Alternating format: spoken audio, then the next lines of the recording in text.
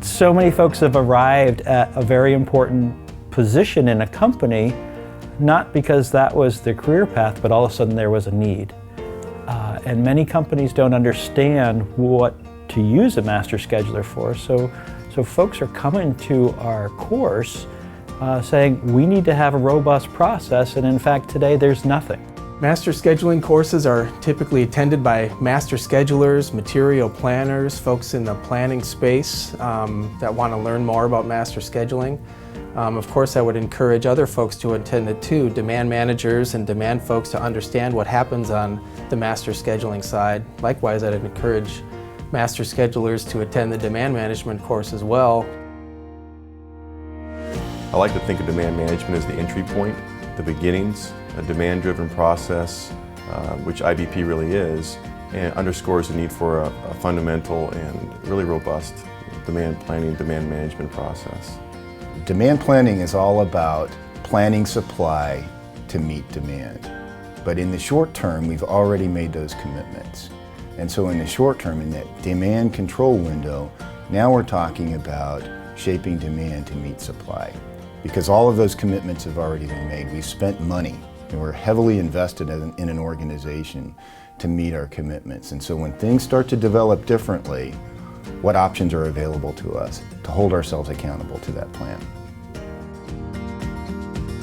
One of the more significant benefits is that we have a diverse group of people. We have attendees from lots of different companies, lots of different industries.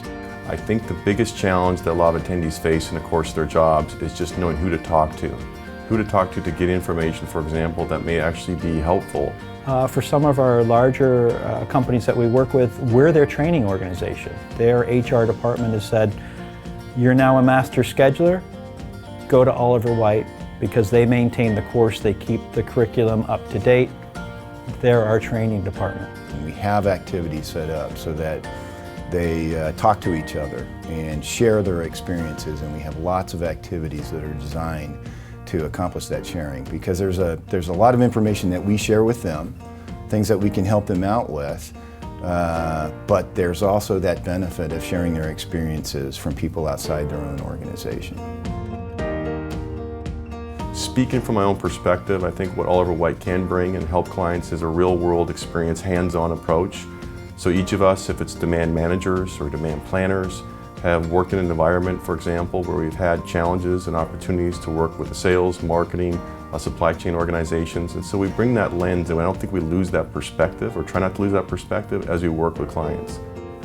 We are the originators or developers and founders of many of the concepts that we're teaching in our courses. We've literally written the books on them. And now, having walked in the shoes of a master scheduler, now we're trying to help people make that conversion too.